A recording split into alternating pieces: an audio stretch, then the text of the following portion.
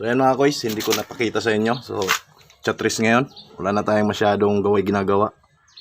So meron dinala sa bahay. 3 years na siya nakatambak.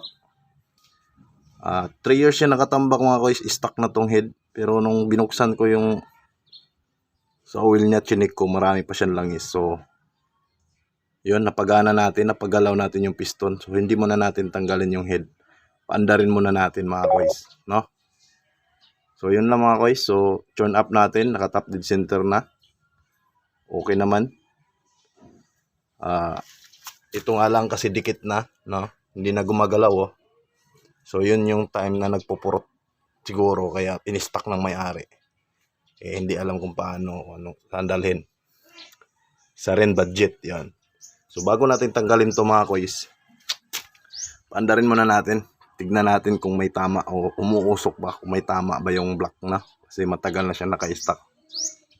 Kung wala, papalitan natin. So ayun, ito din carb mga koys. Stuck din yung piston na stuck din sa loob, no? Hindi na madukot. So nilangisan ko muna, binabad ko ng langis. Maraming tubig. So yun mga koys, sana under to mamaya. Let's go.